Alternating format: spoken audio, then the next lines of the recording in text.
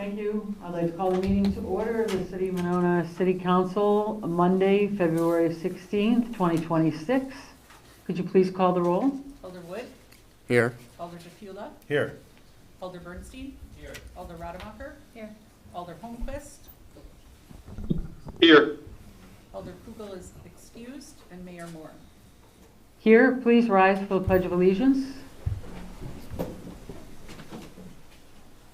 Pledge allegiance to the flag Of the United States of America, and to the republic for which it stands, one nation, under God, indivisible, with liberty and justice for all.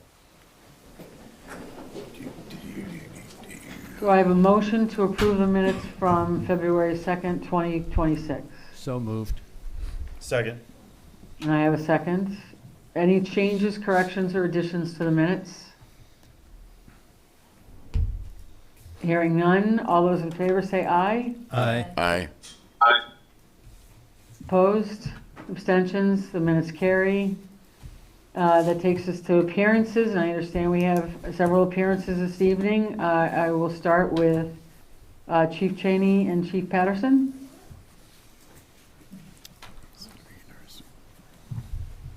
They're on their way out, Mayor. Thank you. We have to sit a little bit apart, JP, because of these mics. Some feedback here. Hello, Mayor. Hello, Council. Your police chief here is my colleague, the Madison Police Chief, John Patterson. I said that I'd introduce him. I asked John if he'd be willing to consider coming before you. Despite what pictures might be portrayed in some circles, John Patterson and I are not at odds. We have some disagreements, and our communities, I think, are on sort of varied ends of a particular topic, but we continue to talk as we have been. John and I have known each other for well over 20 years, and there's no secret between John and I that we disagree on particular issues, but that's okay if your chiefs and your communities don't agree on certain topics. What's important is that you understand that there's this relationship that exists and that we continue to communicate, and I hope that you all know that's the chief you hired, and I just wanted to have an opportunity for Chief Patterson to come before you today as well. And so thank you, Chief, for here. Well, thank you, Chief. I appreciate that, and thank you for your service to your community, and thank you for the time and attention you're giving me this evening. As your chief said, I'm here to assure you, as chief of the Madison Police Department, that I remain committed, and we remain committed to working with your police department, working with your chief now and into the future. As Chief Cheney mentioned, we agree on most things. I don't know that there's that many we don't necessarily agree on, but certainly pursuits is one of them, to address the elephant in the room. So I'm not here to try to convince you to change your pursuit policy. That's not my intention. As Chief Cheney alluded to, there's a lot of differing opinions, obviously, in our profession as to what the best policy may be, and we have to take into consideration what's best for each individual community. Brian and I have met recently. We are both committed to continuing our dialogue around this particular topic. We met with the Dane County Chiefs last Thursday, actually here in your city to bring up this particular topic, and as a group we're committed to creating a subcommittee to talk about this, to continue to try to find some common ground. We all understand that some communities may prefer a restrictive policy like Madison does, and others do not. But again, we're all committed to trying to find some agreements around those pursuits that do in fact leave our jurisdictional boundaries and enter other communities. So hopefully we can look to other agreements that have occurred in other counties around the state that have been successful, or at least have been shared to be successful. So that's the kind of dialogue that we're hoping to have, and that we're committed to have. So I have to say, when Madison's resolution was entered a few months ago, I knew immediately it would certainly generate some discussion and some debate, especially amongst chiefs, and not just between myself and Chief Cheney. But frankly, on the heels of kind of a scary moment and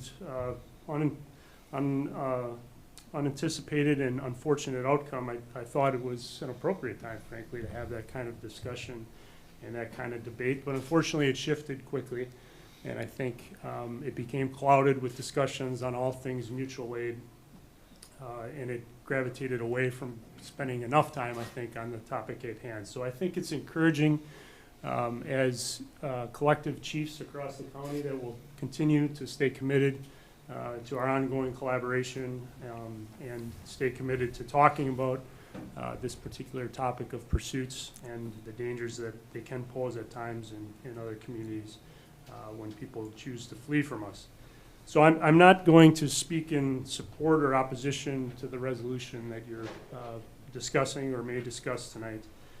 But I am going to assure you that regardless of what you ultimately decide in this particular piece of legislation, that my intent is to continue to tell my staff, as I have over the last several months, that we will always support the Monona Police Department.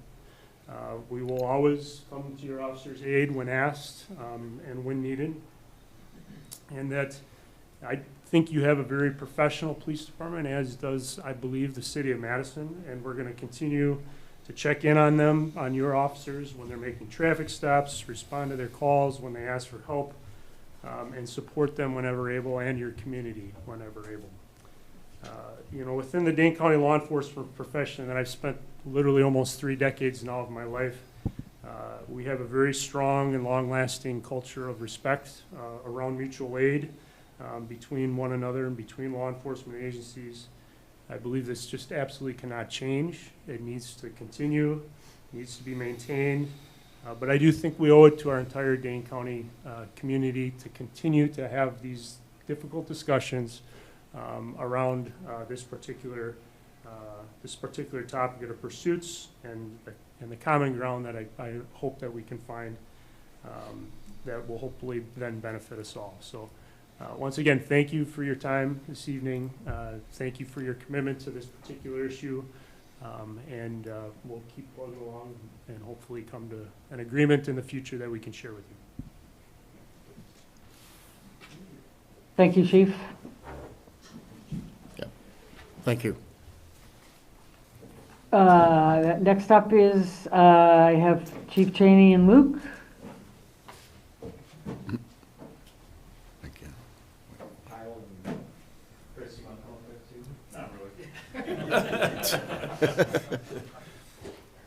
Mayor, they're also bringing Kyle and Chris from Custom Canines are joining them here to come up too, so. But is Recon, that's what I really want to know. Yeah, he's there too.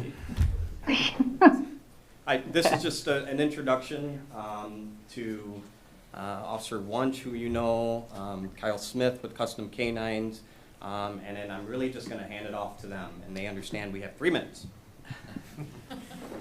So just introducing service dogs, why a service dog that would be placed with me, the SRO, as opposed to a therapy dog. Not that there's anything wrong with therapy dogs, but a service dog is trained to do particular things like de-escalation, tactile grounding, behavioral interruptions, so it'll help with like escalated behaviors, super beneficial in a school where I work with all kinds of different things within the school, right?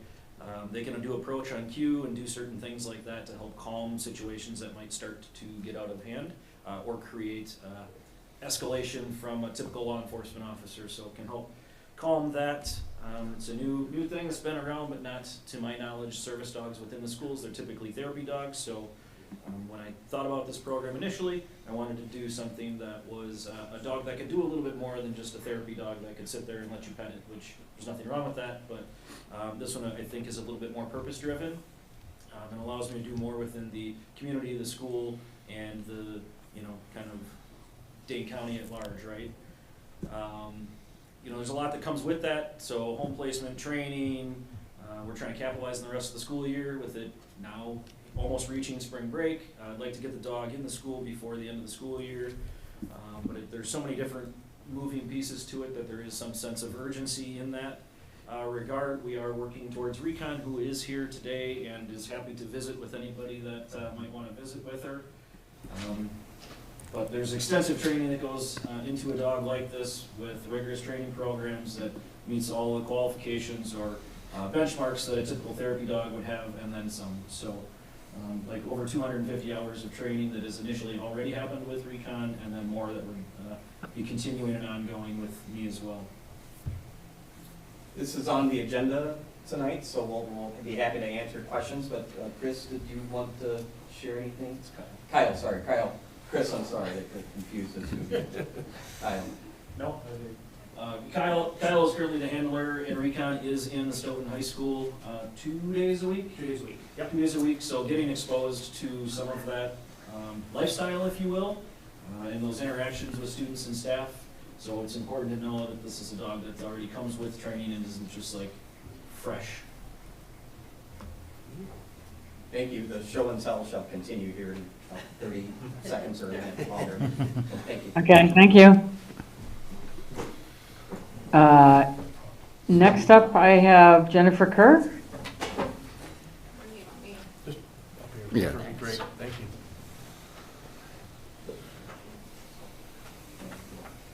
Welcome, Jennifer. Thank you. I'm Jennifer Kerr. I reside at 6103 Queensway in Monona. I'm speaking tonight against the purchase of the armored rescue vehicle. For a town of fewer than 10,000 residents, purchasing an armored rescue vehicle is not fiscally responsible or operationally a necessary decision. Communities of this size typically experience few incidents requiring armed helpful response. High-risk warrants, barricaded suspects, and active shooter situations thankfully are rare events.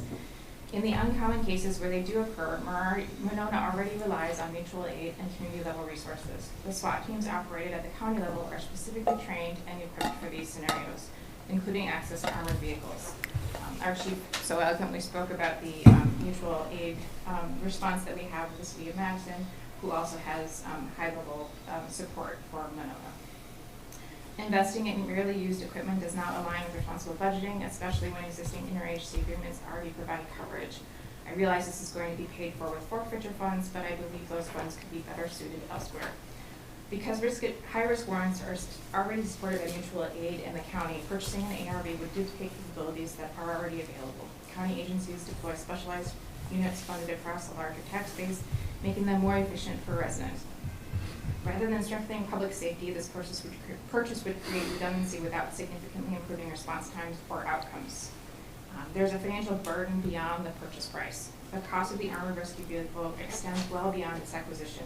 Even if obtained through forfeiture funds expended, maintenance and repair costs are significant. Storage and secure housing is also a concern. I would hope that we wouldn't park this in the lot at City Hall. That's not a great place for someone coming into our community to see. Insurance and liability coverage is also an expense. Specialized training and certification. Do we have the staff on hand at any given shift to man this vehicle? Fuel and long-term life cycle costs. Once you have it, one becomes, you have to replace it. And these can run over $300,000. I would rather see us spend those funds on equipment that would be used daily, like a squad, an ambulance, or public works vehicle. For a small municipality, these ongoing maintenance expenses can divert funds from core services such as patrol staffing, community policing, emergency medical response, infrastructure, or youth programs, investments that are used daily. Community trust and perception is also a concern. In small communities such as Monona, law enforcement effectiveness often depends heavily on community trust and approachability. The visible presence of military-style equipment can undermine that relationship.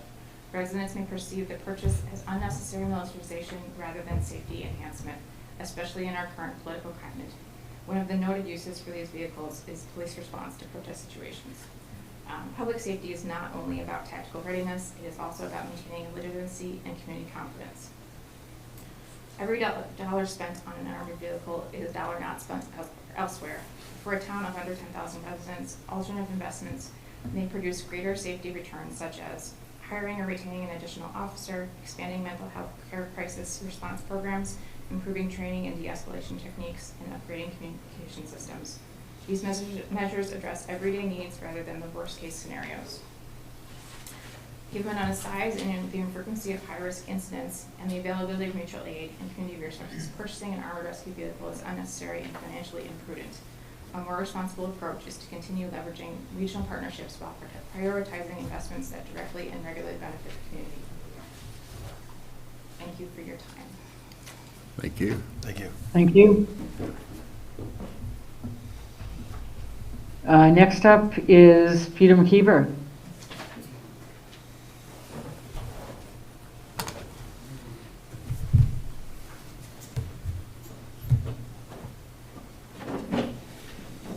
Thank you, Mayor, members of the council. Well, I wanted to comment on two closely related issues tonight, one being the armored car, armored vehicle, and the second one being the mutual aid issues. I think they're intertwined and interrelated and difficult to separate. First of all, I don't think Monona needs the armored vehicle because there are at least two others in the county, both which are handy. Dane County has one and Madison has one. And I read the material here, and the material that was all in the agenda. I read all that, and I understand that. But I think it's, among other things, it's just bad optics in this day and age, the period of time in which we find ourselves, for police departments to be going in this direction. I'm fully cognizant of the need to protect police officers and their safety. I have no problem with that. I think that's important, but I'm not persuaded that Monona needs its own vehicle. Because under mutual aid, presumably, we can ask for another one. We can borrow one of theirs. And I really appreciate Chief Patterson being here tonight because he assuaged some of my concerns. I'm mostly concerned about the language of the specific language of the resolution that's before you. I think the language, the resolution basically throws fuel on the fire of a dispute between a couple of communities over mutual aid and over the pursuit policy. For the city of Monona to adopt a policy that says that police department shall not routinely request assistance from MPD, Madison Police Department, and it will accept it from other than the Madison Police Department. As a resident of Monona, I want the police to call for help, whoever's closest, quickest, and most qualified to be here. I'm not worried about the financial issues. Those are for others to sort out, and that's a question of policy between Madison. I'm not happy with what Madison's position is that they've taken regarding recovering costs that they might incur. Though the statute says they're certainly entitled to it, I appreciate that that hasn't happened in the past. This whole debate does call into question Monona's pursuit policy, and I have a great deal of admiration for Chief Cheney. While I've got a moment, I would thank him for the support and stuff that he's given to the folks who've been out on the corners protesting the ICE and Border Patrol issues. But I really, as a lawyer, I read this resolution and I think it's not worded well. It's throwing, as a matter of policy, it's throwing fuel on the fire. And I would really urge you to send it back to think about how it's written, what the language says. Do we really want to put that kind of language in policy that we shall not, will not call Madison Police Department when they're closest? They've got highly skilled officers, they've got good equipment, they've got a great deal of experience, and they're right next door. We are all one big community. We all deal with the Beltline, we all deal with Monona Drive, we all deal with the boundaries. Let's not muck that up and put an exception in the mutual aid policy. Mutual aid has served everybody in the county well for years. When we start creating exceptions like this, I think it begins to get at that process where things are nibbled to death by ducks, death by 1,000 cuts. Don't create exceptions by policy. I don't think that's a good idea. Thanks very much. I appreciate your time. Thanks. Thank you, Peter. Thank you, Peter. That takes us to Brian Henry.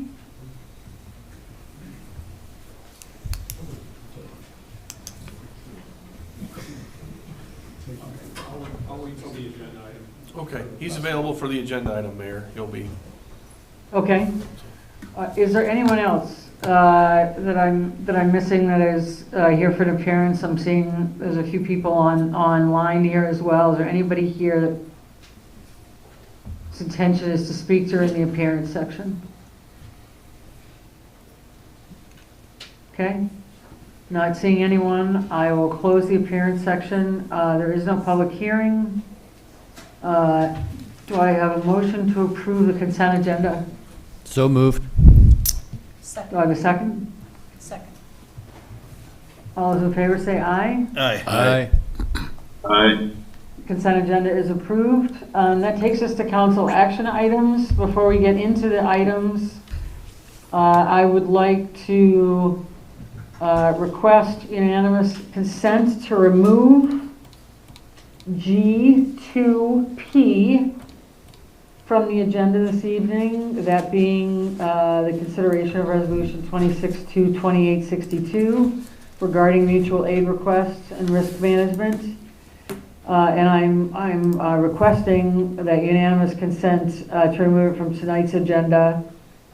Not because I don't think that it's important, or that, rather, I think it's worthy of discussion. As everybody can see in front of them, we have a long agenda this evening, and I feel like it's sufficiently valued that I don't want to rush through discussions over it, or drag discussions out into the wee hours over it because of other agenda items this evening. Second, and perhaps most significantly, Attorney Bill Cole, is not able to be here this evening.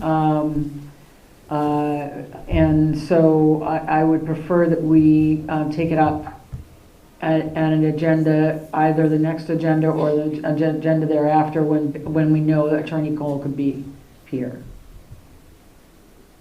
So I'm asking for unanimous consent to remove item G2P from the agenda. Do you need a motion? I would think we'd need a motion. I think that would be, just I to be will- safe, I would be. I will move to remove this item from our agenda this evening. I second. And I have a second, okay? Could I just ask for clarification? Is that Yeah. intended to refer this to the next meeting?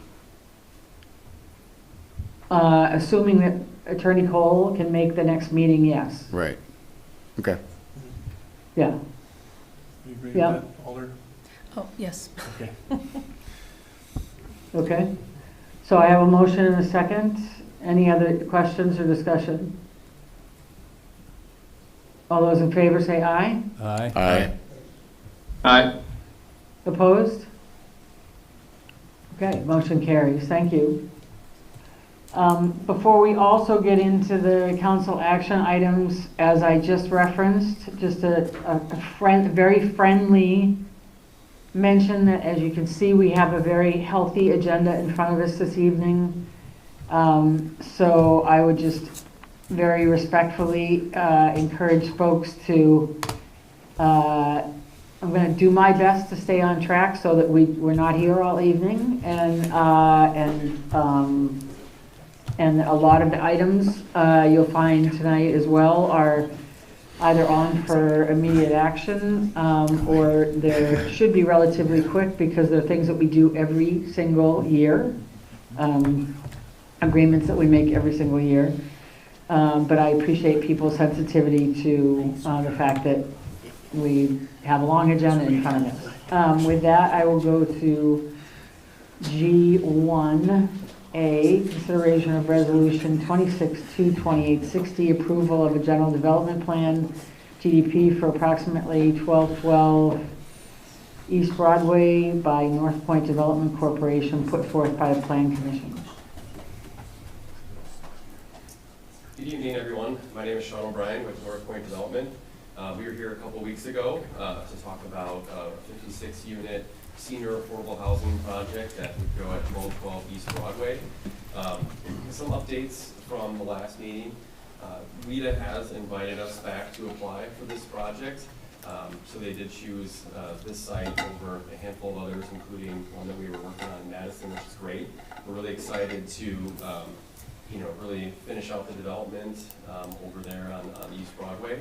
And I'm here to answer any questions that you might have thought about over the last couple of weeks to keep things moving along. I know that Doug had prepared some analysis on the parking, so I might just kick it over to Doug and have a couple of comments on what he included in the packet for further discussion if necessary. Thank you.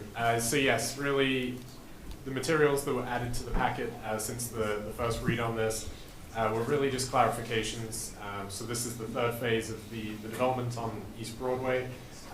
The materials included kind of background, because it's been a couple years since the first phase was approved, just in terms of the total stalls that have been constructed or entitled, the requirements per city ordinance, and then some notes or additional conditions that go with that. So this, frankly, was presented without comment. It was really more of a reference document, just so that we have this, because I know, sort of the main point of this was the discussion for phase 3 as it related to the ability to park along the private drive, to sort of catch some additional stalls. So certainly happy to answer any questions, but I can turn back to the developers.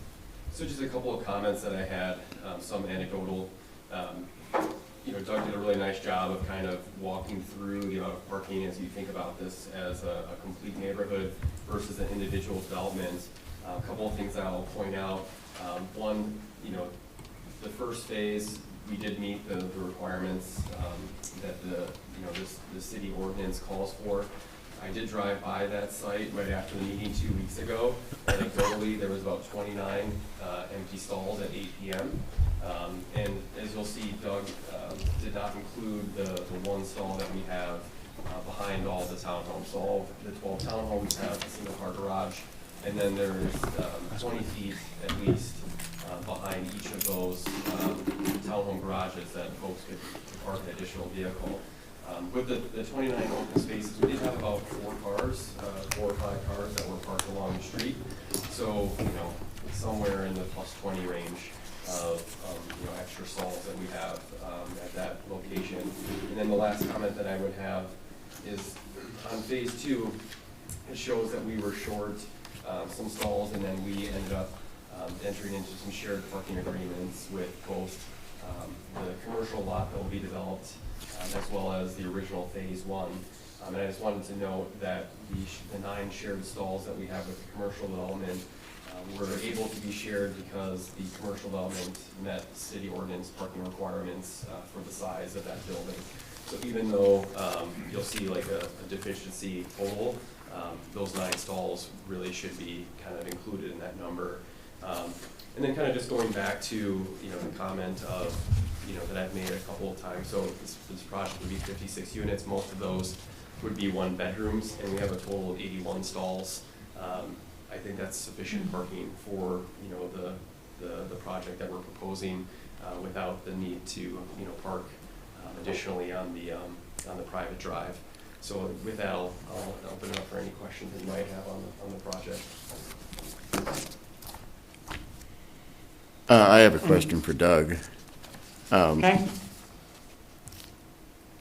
So right now, the way the resolution is drafted, does it prohibit parking on the street, as the fire chief indicated he felt was necessary, or do we need to amend that? I would suggest the resolution as drafted should be amended if to align, if the will of the council is to align with the fire chief's wishes. The conditions as listed in the resolution are lifted straight from Plan Commission. So to adjust that, I would suggest it as There'll be just an additional criteria, Director, would that just be to add that? So I guess that looks like number 7, the ability to park along one side of the private drive, so it'd be amending condition number 7. That would be my recommendation, yes. Okay, thanks. Other questions? I have one, Mayor. Yep. And excuse me, it might have been discussed between being on the phone and being here in person. Was there a discussion regarding shared parking agreements with the other properties along the private drive? Like I heard the 9 stalls, but did we also talk about the townhome in the original phase 1 building? I'm seeing yes, so maybe you already discussed it? Well, what I had mentioned was, Doug had put together some documentation of each of the 3 phases and the total number of stalls that we had. My comments were, 1, the materials they put together does not include 12 stalls that we have behind the townhomes. So each townhome has a garage and then a stall, 20-foot space right behind the garage that could be counted as a stall. That's not in this number. And then the, phase 2 project has 2 shared parking agreements. One of those is with the commercial building where it Yep. talks about 9 shared stalls. But those 9 stalls, even though they're shared, the commercial building itself meets parking ordinances with the remaining stalls that are not shared.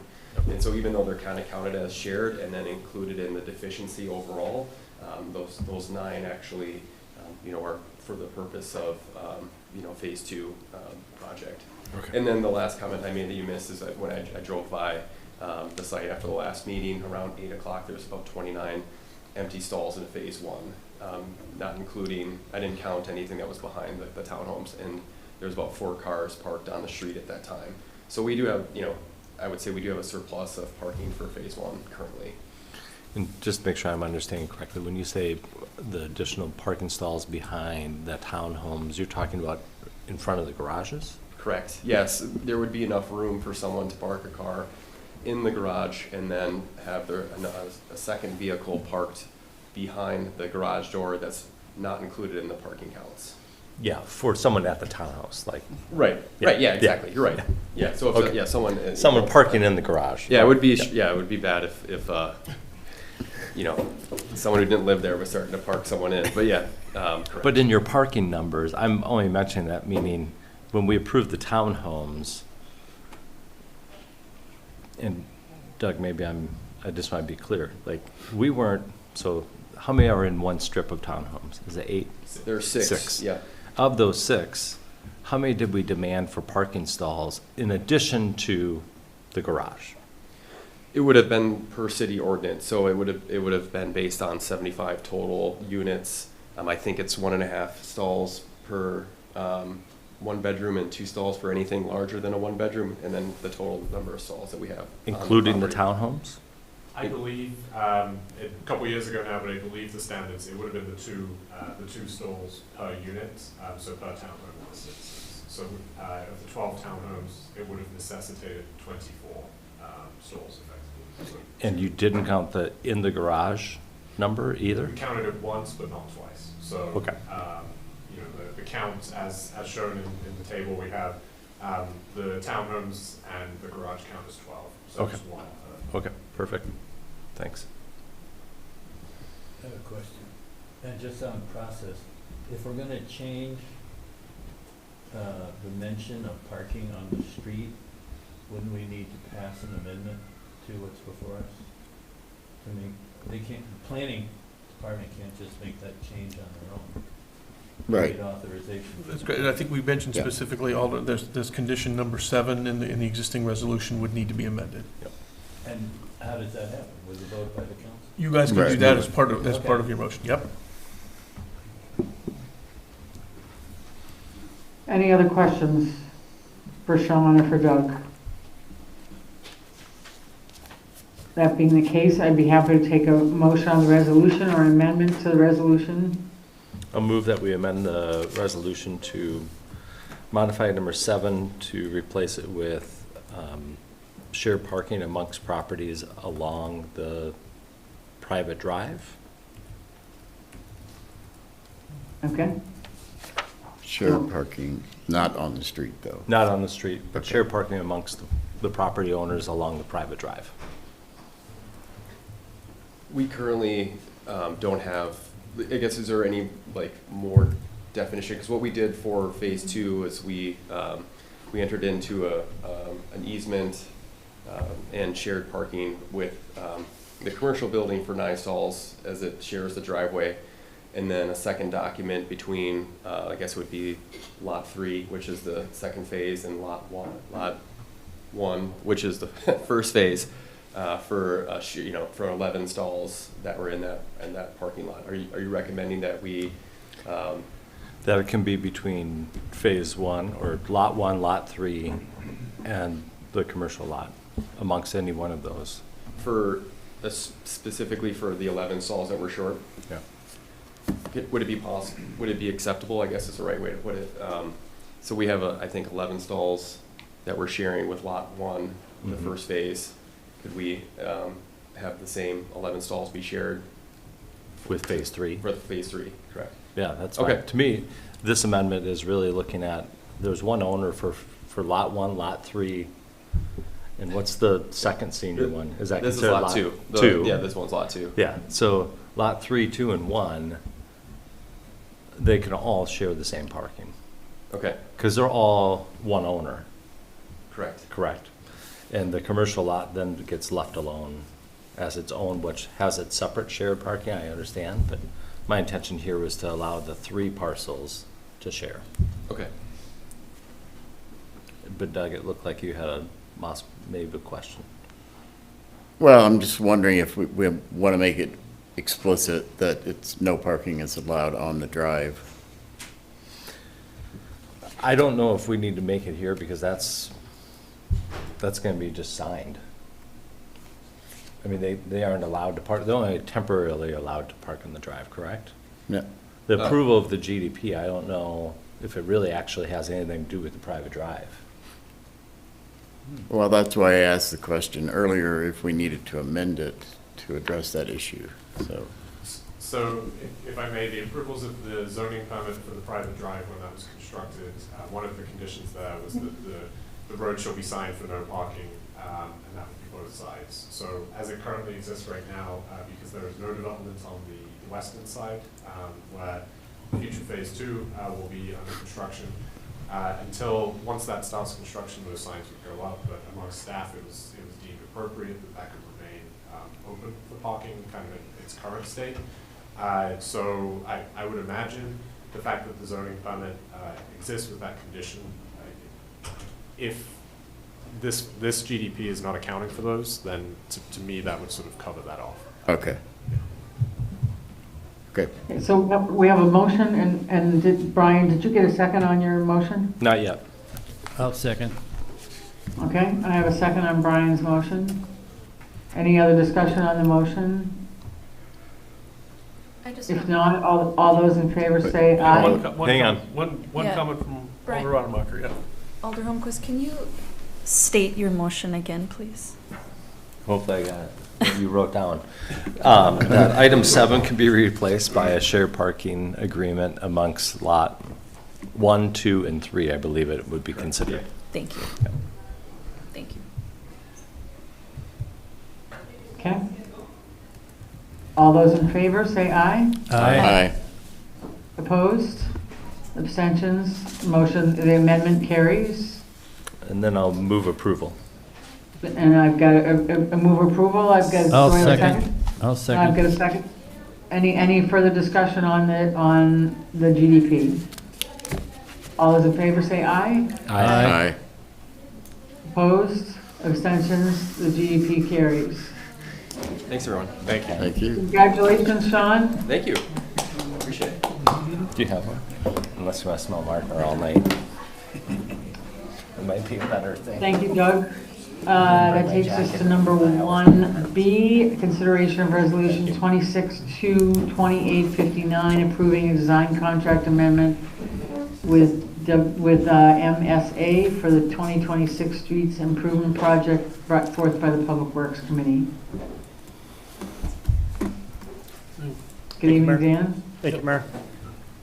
This is appearing tonight for the second read. The only information I can add is that on the February 4th Public Works Committee meeting, the committee did recommend approval to City Council. Okay. I'd be happy to take a motion. I'll move approval. Do I have a second? I'll second. I've got a second. Any other discussion? All those in favor say aye. Aye. Opposed? Abstentions? Motion carries. Thank you. Takes us to item new business 2A, consideration of ordinance 2-26-801, renaming Gisholt Drive North of Highway 1218 as Topgolf Way, brought forth by the Public Works Committee, and this is started for immediate action. Do you want to explain why this is started for immediate action before I call for suspension of the rules? Yep. Thank you, Mayor. This was, again, we just felt with the universal, or I guess the unanimous approval at committee and not seeing any financial impacts of this particular suggestion, of this renaming that staff was requesting, and also to allow the developer to kind of proceed on its on other items that we were requesting immediate action. If I may, I would just add, Mayor, that I had been contacted by somebody who was concerned about the name change, and that caused me to wonder what the history of the Gisholt Machine Company was in Monona. So I went to trustee Monona in the making, and apparently their connection to Monona was that they had purchased the land in 1952, annexed to the city of Monona in 1953. They were going to build a factory there. They later decided not to build a factory and apparently donated, I believe, they either donated or sold the property, including the wetlands, to the city of Monona. So, like, and just one last detail, Gisholt actually is not a family name. It was the name of the guy's farm in Norway.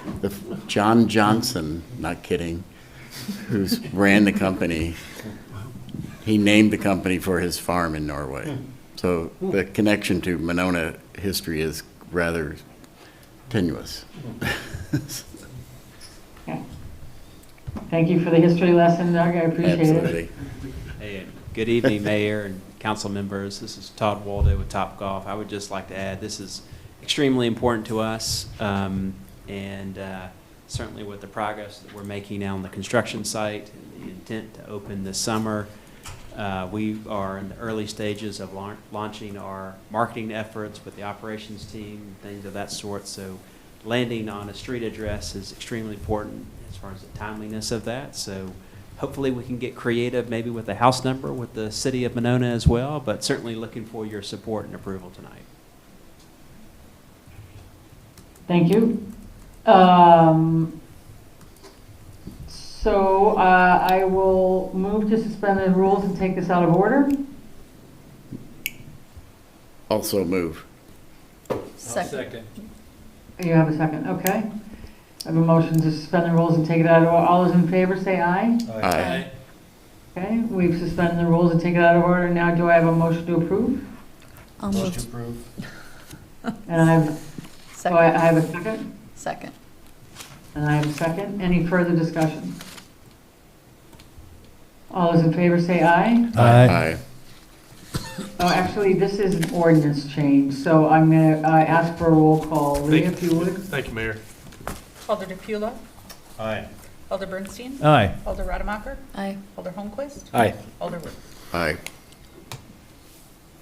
Motion carries. Great. Thank you very much. We'd like to, Thank you. yeah, thank you. We'll schedule a tour with you guys soon, Neil, and your Sounds great. staff. All right. Thank you. Awesome.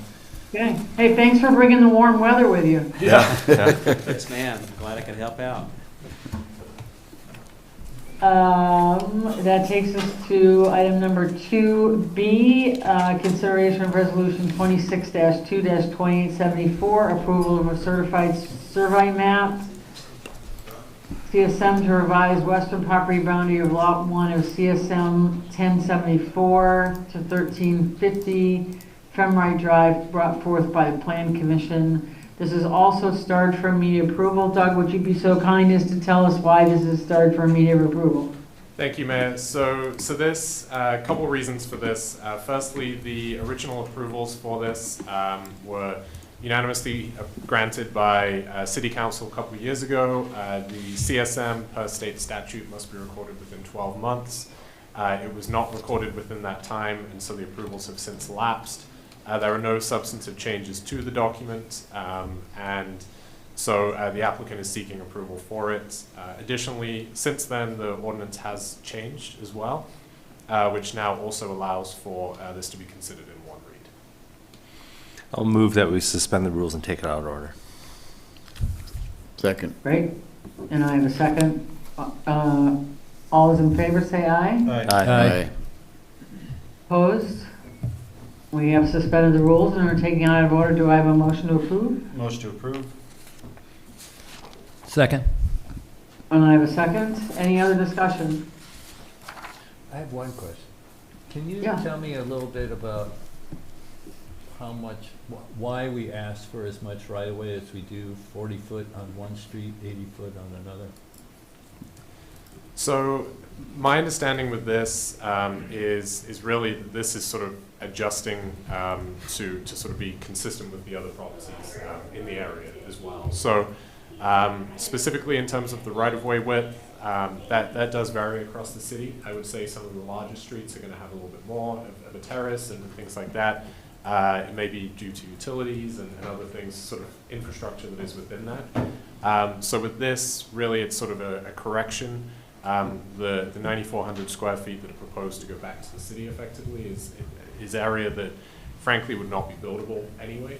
So it's sort of a cleanup document. But we are joined this evening by the applicant's engineer as well, who could potentially maybe give a little more detail on that too.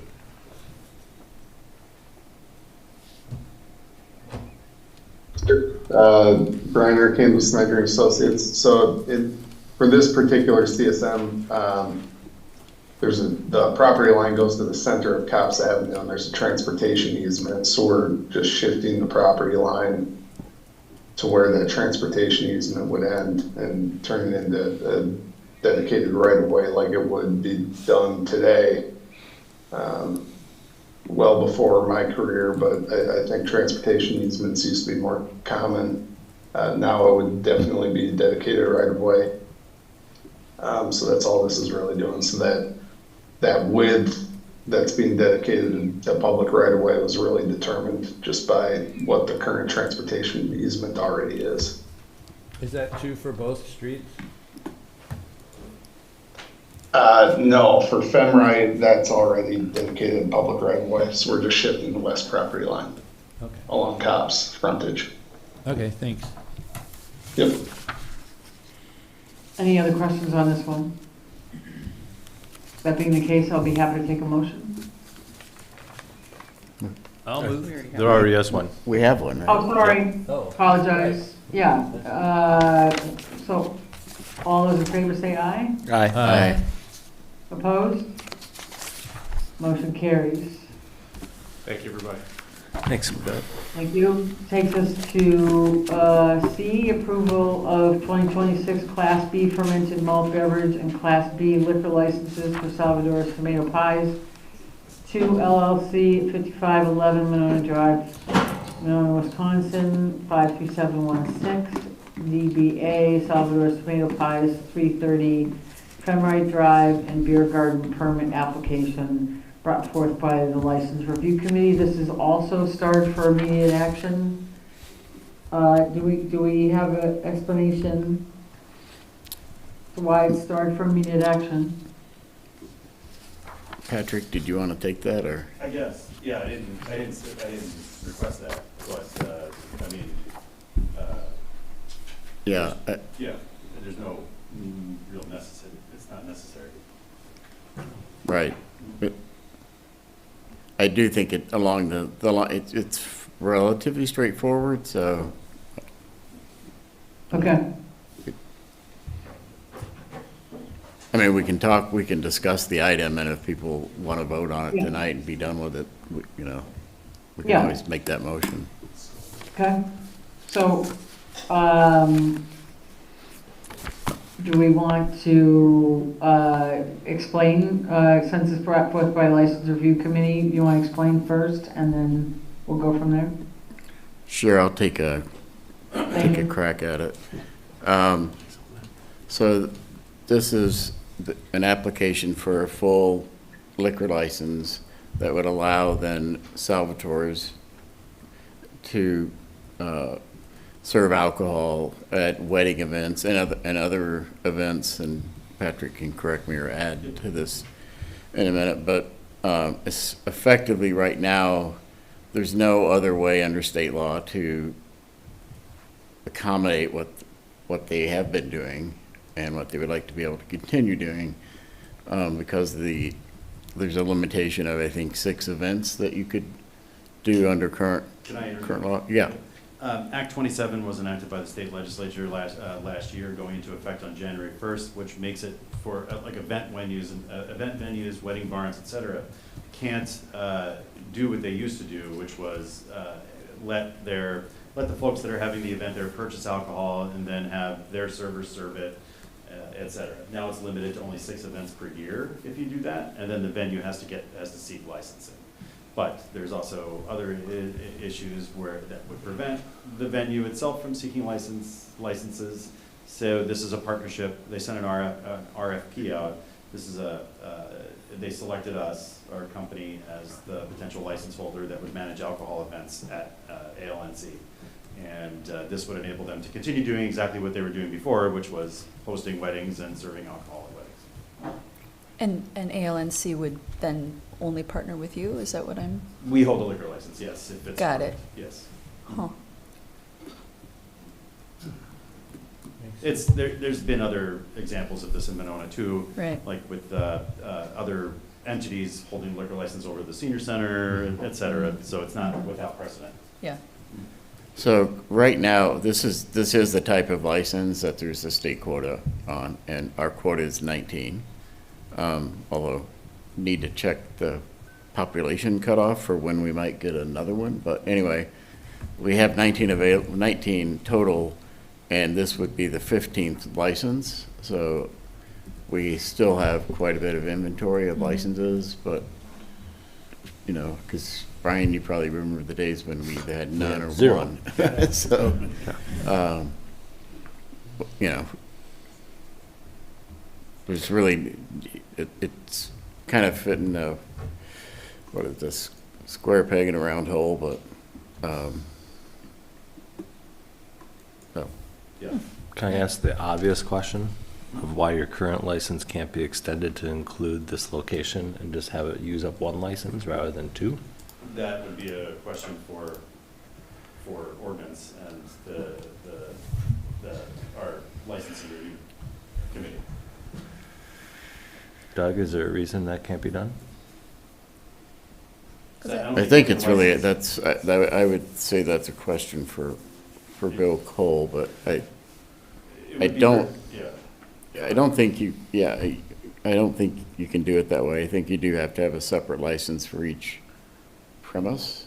That would be my assumption, yeah. It's premises based, it's not That makes license sense. based. So Correct. you would have to, that would be the same reason that if I had two restaurants in Monona, or 2 entities in Monona, I could have 1 license that serves both of those. You could not. I could not. Okay. Yes. Yeah. That makes sense. But there is also the issue of, reserve licenses as well. So even if we did reach our maximum, correct me if I'm wrong, but there's still a mechanism to issue additional licenses at additional cost. Yeah, but they're very expensive, so I don't know that, we never quite got to that point, and I don't know how much of it, anyway, if we can cross that bridge when we come to it. But without this, the Aldo Leopold won't be able to have the events. Correct. That they rely that's on. really what this is And about. they do approximately 20, Right. we're not adding events, they're not Yeah. adding additional events. They do approximately, it's 22 to 26 events Yeah. during the wedding season. Yeah, I mean, it's really about, I think it's more about them. I mean, It is more about you them. just happen to win the RFP. I mean, that's all. It's Yeah. about them being allowed to continue, and that's a massive tourist, And it also gem that enables we them to have serve in alcohol Monona. for their fundraising as well. Yeah, exactly, yeah. I would go so far as to say it really isn't about them or about Patrick at all. It's really about the state legislature who created this problem to begin with, because the way the statute, the new statute, the way it's written is really problematic from a variety of standpoints, the way it's written, and it's been it's been causing a problem for MESBA, for a lot of other people since it was since the state legislature decided to create this at the lobbying at of the Tavern League. So hopefully it's something that can change eventually at the state level, but this is the best we can do for now. So with that being, if everybody understands, unless there's more questions about it, Well, there is one other aspect that we didn't talk about yet. okay? They have also requested a beer garden permit as to go along with the liquor license. And Patrick, maybe why don't you So describe the beer describe garden, how it would be? it's because of, again, it goes back to sort of this Act 27 that now you're taking these event venues and trying to pigeonhole them into legislation that's been created for bars and restaurants. So you're trying to pigeonhole entities like that into this and have it fit. But the beer garden is only for the little patio that's outside the glass doors, if you're all familiar with Alder Leopold.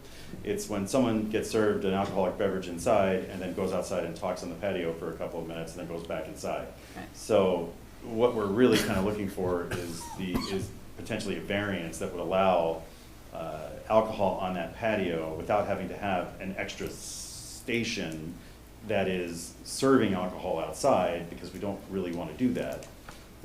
Because it just adds an extra burden to people that are looking to have their weddings there, an extra cost burden, and it's also redundant. So the ideal situation is that our personnel have bartending licenses, so people that are roving at the event also are licensed. There are 2 bartenders, actually 1 employee at ALNC right now that is licensed, and another is willing to license, so that way there's always people circulating, regardless of where alcohol is being dispensed throughout the event.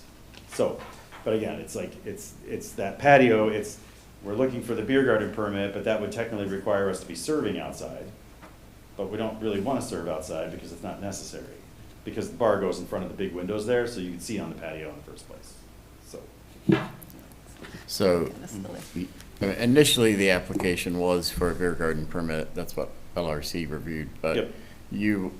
this is basically, I mean, we just sort of did this for Topgolf, or we didn't require, we gave them the exception to the patio permit, which, Right. so it would be kind of similar to that, although on a much, much, much smaller scale, Yeah. so. There's a diagram on page 76 of the packet. How would people be prevented from leaving the patio section? There's gates and there's signage that alcohol cannot go past this point. Okay. And they've done this in the past too. There's gates on that patio. Okay. And then there's there's only 1 set of stairs that goes off of that, but they usually put up a rope and a sign with no alcohol past that point. Plus you can see from where alcohol is being served too. Because that was one of the key pieces with Topgolf, that there was nowhere else to go. So, Right. Yep. Yeah. all right.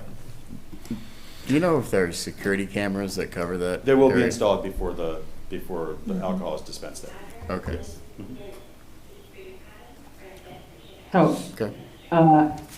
now knowing what the scenario is, and what this involves, is there any interest in suspending the rules and taking this out of order?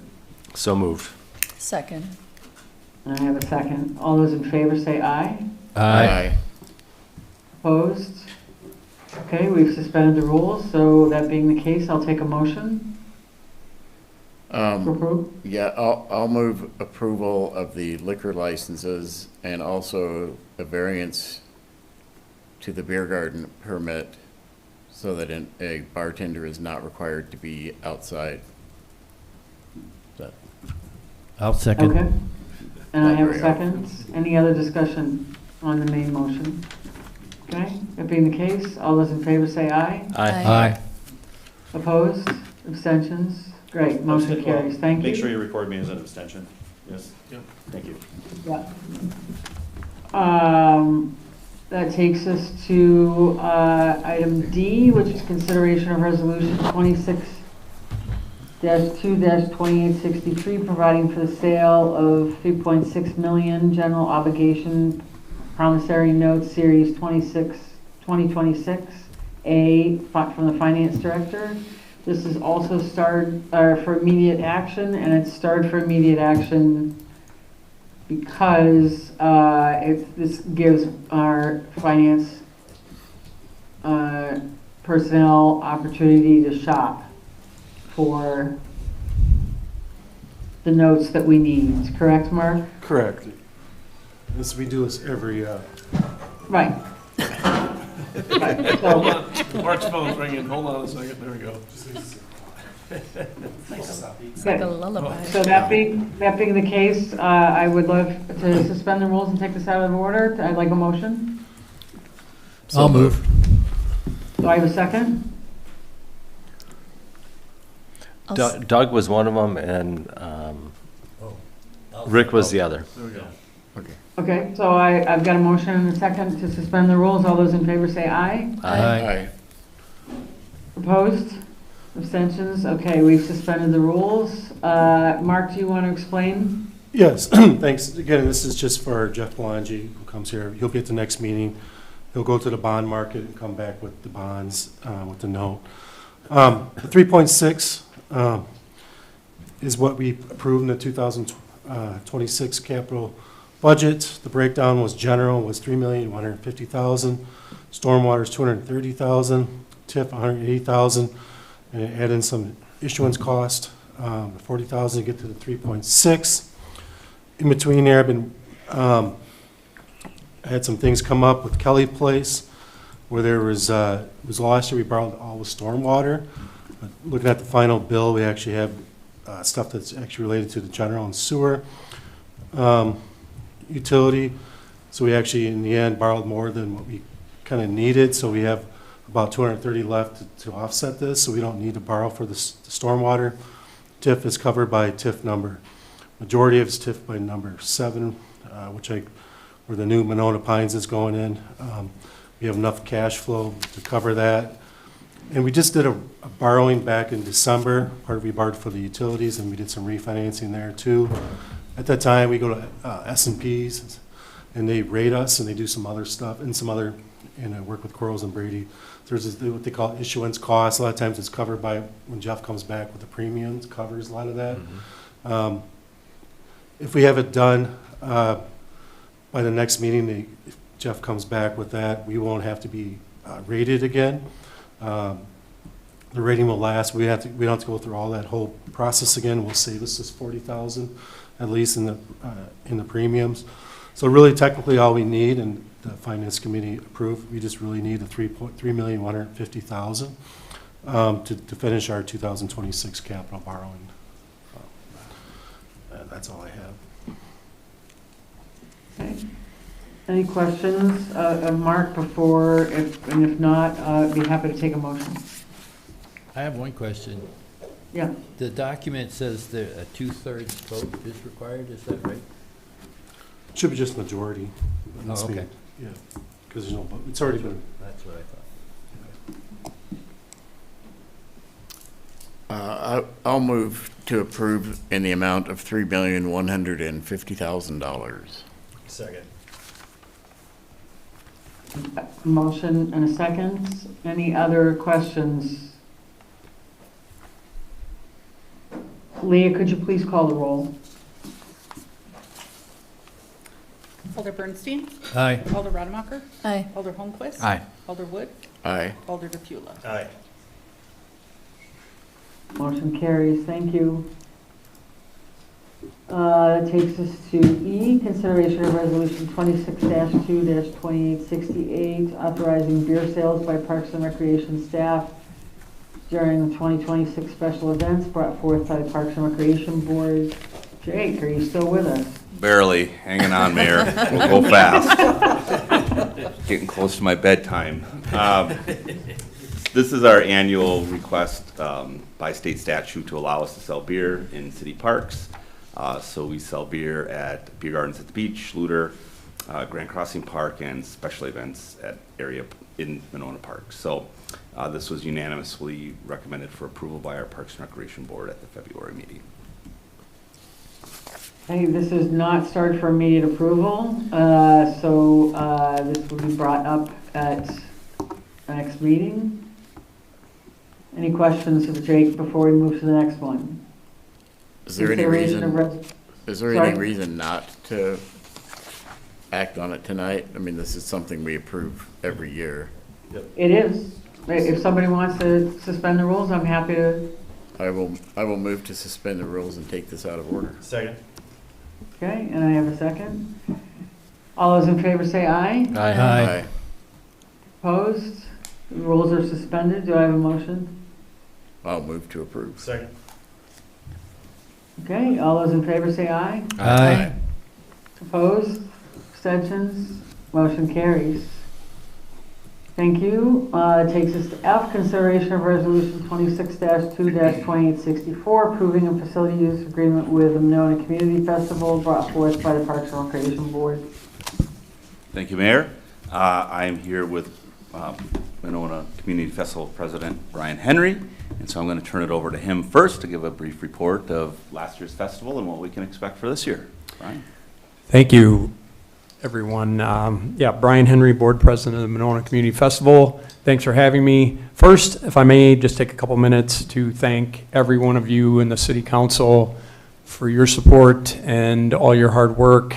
I would also like to thank City Administrator Neil Gisholt, previous City Clerk Eileen Hauser, current Mayor Nancy Moore, and previous Mayor Mary O'Connell, and all of the department heads, all of the people that work under the department heads, both Chief Cheney and Chief McMullen and their department staffs.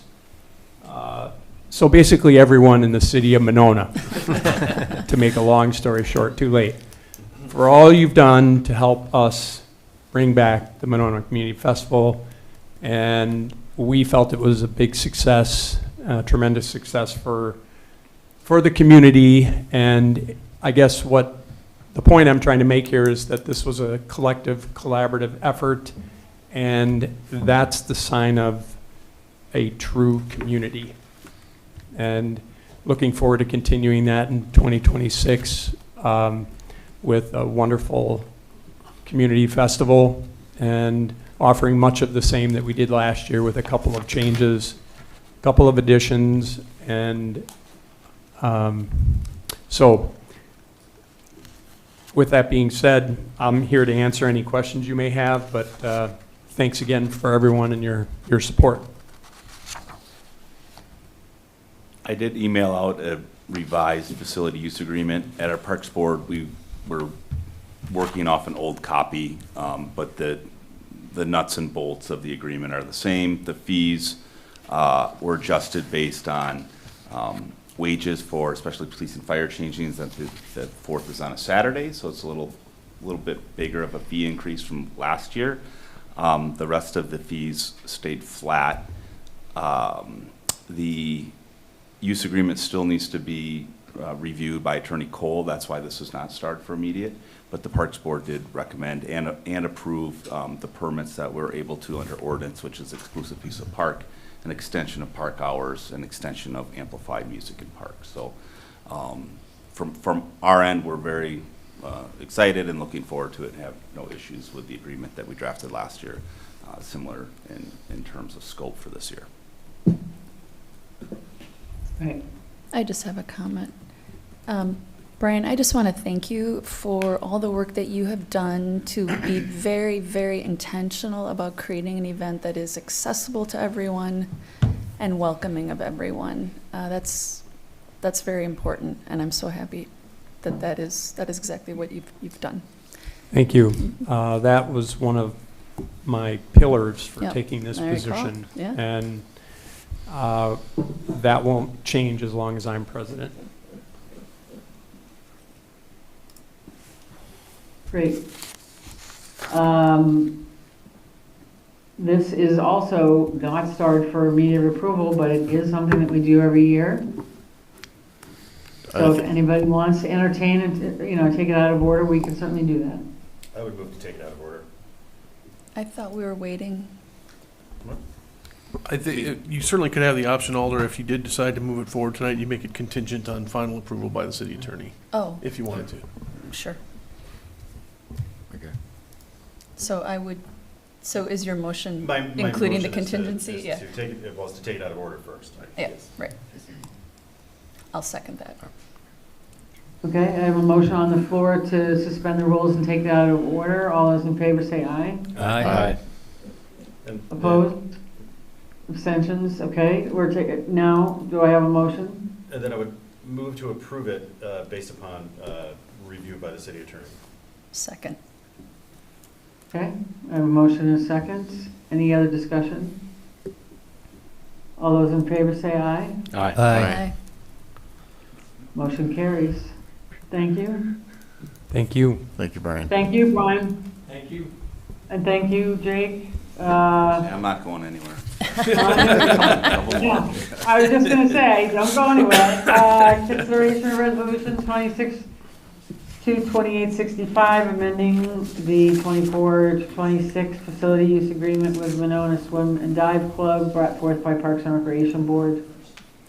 Yep, thank you, Mayor. This was a slight amendment to the hours of use and rental terms with Monona Swim and Dive, excellent partner organization with the city, providing recreational and competitive swim program during the summer months. This basically shifted some of their morning practices up a half an hour, so like later, and we have less demand in our traditional AM swim lessons. We can go from 2 sessions down to 1 and kind of backload on the afternoon time frame. So there was that, and then with all of our youth sports organizations, we are putting in some new requirements for insurance modifications and coaches certification and background checks. So that was added into Swim and Dive and will be added into all of our youth sport organizations. They are not able to be online tonight, but those terms were agreed to and recommended for approval by the Parks Board at our February meeting. Okay, any questions for Jake on this one? Same thing applies if anybody is interested in suspending the rules and taking it out of order. Jake, I do have a question. On page, let's see, it would have been page 95 of the packet. There's a small chart that talks about the fees per year. Is that accurate? Correct. Yep. The fee for 2026 is $80, and that was part of the 25-26 and approved in the operating budget. The 27 is really just kind of what we'll be proposing, but has not yet been approved. But it is in there for what we anticipate what we would increase. So we kind of go 3 1 year, 2 the next year. So it's the Swim and Dive Club as an entire entity pays $80 Per swimmer. Thank you. Yeah. Okay. Yeah, I'm sorry. It is a per swimmer fee. Okay. I can make that modification in the agreement. Generally $24,000 to $26,000 a year. Yeah. All right. I'll move to take this out of order. Second. Okay. Do I have a second? Second. Okay, I have, all those in favor of suspending the rules and taking it out of order? Aye. Aye. Okay, opposed? Do I have a motion to approve? I'll move approval. Second. Okay. Any other discussion? All those in favor say aye. Aye. Opposed? Abstentions? Motion carries. Very well. That takes us to H, consideration of resolution 26-2-2866, approving a facilities use agreement with MG Lacrosse, put forth by the Parks and Recreation Board. Thank you, Mayor. Tyson Cook is online, president of Monona Grove Lacrosse. This is a new youth sport organization serving Monona and Cottage Grove residents. We're very happy to partner with them by providing the facilities. One of the things that's great about having facilities is that we don't have to run some of the programs ourselves. So if there's demand for some activities, including a sport program that has a lot of equipment, it's great to have these youth sport organizations provide those in Monona. So this demand is coming up through youth and a dedicated group of volunteers, and approached the city, and I was more than happy to look at what we can do. Ahuska Park needs a spring sport, quite frankly. We don't have anyone using Hawk Ride Field, so this works out pretty good. And I will turn the mic over to Tyson to kind of introduce himself and the program and take any questions from this board. Welcome, Tyson. Thank you. Thank you. Glad to be here. So yeah, my name is Tyson Cook. I'm one of the parents who started MG Lacrosse this past year. sorry, I'm getting over some, hopefully, allergies from being outside this weekend. Enjoying the nice weather. Got my water here so I can keep talking. So we formed the Monona Grove Youth Lacrosse Club, or MGLACS as we call it, because we had a number of kids who wanted to play lacrosse in the area and didn't really have a clear home program. Some of them were playing in some Prairie, some in Capital City on the west side, Oregon.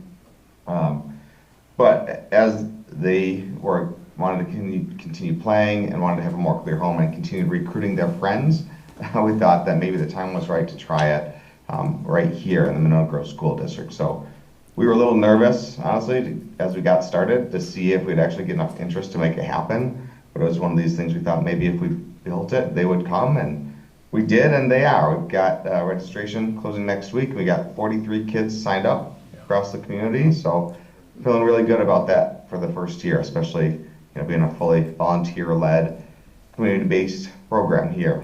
So goal is to really give those kids a place to learn how to play the game of lacrosse, have a positive, structured, active team environment, and the ability to do it at Ahuska Park will be really great for us to be not only organized and predictable, but accountable for everybody in one location. That helps with us coordinating, scheduling, and just really making everything work and happen for all our kids. So really appreciate you guys considering the ability use agreement here.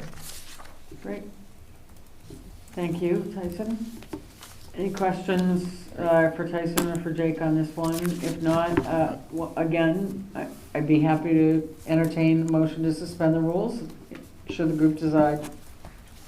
I was just gonna ask what age group of kids this is for.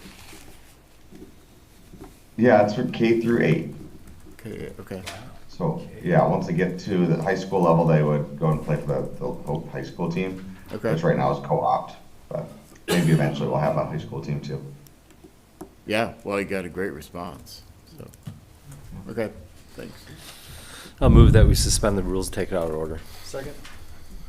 Okay, all those in favor say aye. Aye. Opposed, abstentions, okay. I'll now take a motion on the agreement. I'll move approval. Second. Any other questions? All those in favor say aye. Aye. Opposed, abstentions, motion carries. Great, You thank are you. approved, Tyson, thank you. Thanks. Yeah, appreciate it. Welcome to Ahuska. All right. Look forward to seeing the kids out there. Yeah. That takes us to number I, consideration of resolution 26-2-2867, approving the installation of public electric vehicle charging stations at Ahuska Park, brought forth by Parks and Recreation Board. Thank you, Mayor. Matt from MG&E is online, and I think he's popping in right now. MG&E approached us about having a level 3 charging station, which is the super fast charging for electric vehicles at Ahuska Park. This was brought forth to the Parks and Recreation Board, where there was questions and comments from the committee, all supportive. Location, I think, is indicated in your packet, which would be as you're exiting to the right, kind of facing Broadway, and that was in discussion with my staff as far as snow removal and trying to stay out of the way of where Farmers Market is and our tree sale program. So I think the location from our end works good. We would look at how we screen as a condition of approval, having screening of the transformer and the electrical meter. That's kind of it from my end, but I'll turn it over to Matt. I don't know if we want to use your slides or you have them on your computers as well of the program. So Matt, I'll turn it over to you. You let us know what you want to do. Great. Thanks, Jake. I don't think we need that. Thank you, Mayor. Thank you, council members, for allowing me on this evening. Yeah, as Jake said, we are in the midst of what we call our public charging network expansion. We are trying to increase the ability for more residents in our electric service territory to have access to DC fast public charging stations. We have roughly 60 charging stations all across Dane County. Really only about 5 to 10% of them are fast charging stations, and we looked at a map of our electric service territory and chose 12 to 15 locations where we thought residents, citizens of Dane County would have better access to fast charging stations.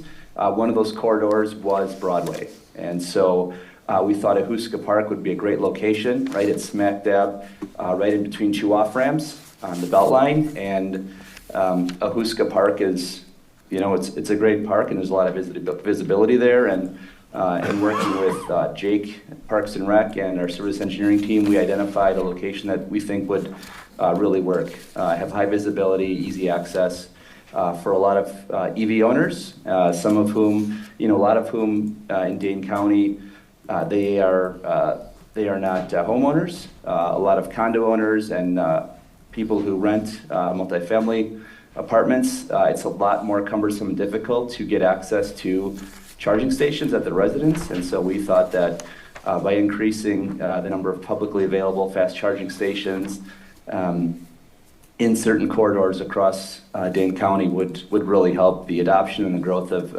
EV ownership.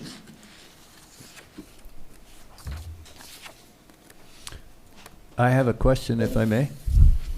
Absolutely. Do you also install these in private locations, or are you focused on public locations?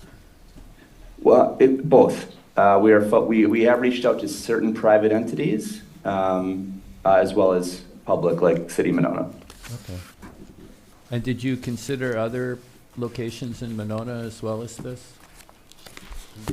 This was the primary one we considered. I noticed the gentleman from Topgolf was on earlier. We would like to have a conversation with him potentially about partnering over there, but right now we're really focused on Ahuska Park.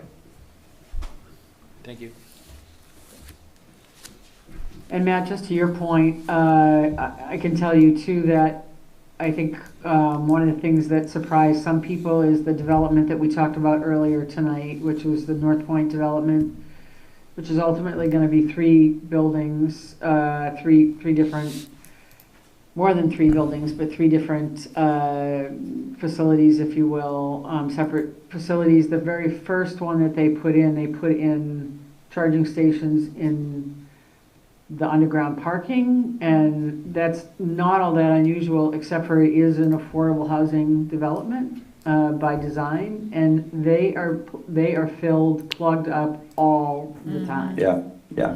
And I think there's an assumption that there aren't that many people that maybe have EVs if they qualify for affordable housing, or that they don't, or there aren't that many EVs around or whatever, and so I think people have been pretty surprised at how much in use they are. Yep, no, I hear you. Roughly 80% of EV drivers in Dane County utilize their home residence as their primary source of charging. Mm-hmm. And again, we want this to be more or less an opportunity for those customers who don't have the ability to charge at home to be able to do so. So these chargers, what we're proposing, it would take up, there'd be 4 parking stalls, 2 180 kW charging stations. So there would be 4 ports, so you could have 4 cars charging at once. If all 4 cars were charging at once, you could charge up to 90 kW. So for example, for those that don't have the utility, the technical wherewithal, a level 2 charging station is really for places of business where employees can charge their car all day, right? So if I would use a Tesla Model 3 as an example, it would probably take 6 to 10 hours to charge a Tesla Model 3 with a level 2 charger. With these charging stations that we would like to install at Ahuska Park, you could charge a Model 3 80% of battery life in 20 minutes. Wow. So significantly more power, more current, and again, we really hope that this is an opportunity for people to take advantage of what's at Ahuska Park, charge their car, and then be on their way. Yeah. Right. Okay. I just had one comment that I'm really happy to see this, and that we're getting the charging stations through MG&E. I know I'm on the Greater Madison MPO, so I'm familiar with federally funded programs to install EV charging stations, although they've run into some problems at the Joint Finance Committee of the legislature on getting those approved always, but, so this is a whole lot simpler than asking for federal money too. So, Right. yeah, it's, So what, I have a question, Mayor? Yeah. And a question for our guest. What are the barriers to installing more? Specifically in Monona, Sure. our fiscal year budget. So that's it. Okay. Yep. Yeah, we're looking at 12 to 15 sites across Dane County. And we would own the infrastructure, we would handle the contract with the charging station, we would handle all operation and maintenance for 5 years. At the end of that 5-year term, we can come back to Parks and Rec and we can have a conversation as to if you would now want to own it and operate it, or if you would want us to manage the operation ownership. We could most likely have our legal teams battle it out and come to some kind of agreement at the end of the day. But after 5 years, if for whatever reason you guys don't want them at Ahuska Park, we'll just take them out, no cost associated to the city. So I have a question. During the meantime, is there any rental? Like, are we just giving up 4 spaces and the property to allow these to exist, but there's no income for the city? That is correct. The spaces aren't guaranteed. I mean, Correct, so it's yeah. like the ones at the community center that we have where, we'd like to have them for charging, but for events, people park there, we're not ticketing and towing them. If they're got a Chevy Silverado, for example, parked in there. I think the first off, Attorney Cole needs to go back and forth with their lawyers, so that's why we're here on first read, and I wouldn't recommend taking this one out of orders, because I think the 2 lawyers are gonna have to go back and forth in the contract, and maybe a recommendation from Attorney Cole about anything regarding what you're alluding to, Alder Holmquist. Secondly, I do think it's good to have in public spaces, especially at Ahuska Park. We need to keep activating that park with park-like activities, and having this type of public service is good. And quite frankly, the idea of seeing what data looks like over 5 years, if it is a potential revenue-producing activity that we could take ownership over, low cost, higher yield, I'm very interested in alternative revenue sources. So I think it's kind of a safe bet for the first 5 years, and then we can see what the future looks like. I mean, maybe there'll be a level 4 charger available at the end of 5 years, or maybe this is deemed to be pretty profitable, and at that point we could take ownership over and proceed all of the profits from it. Okay, this will be back in 2 weeks. Yeah? Yep. So, feel free to reach out to Jake between now and the next meeting. Thank you, Mayor. Jake? Thank you. Thank you all. Thank you. Thank you. Thank you. Thanks, Matt.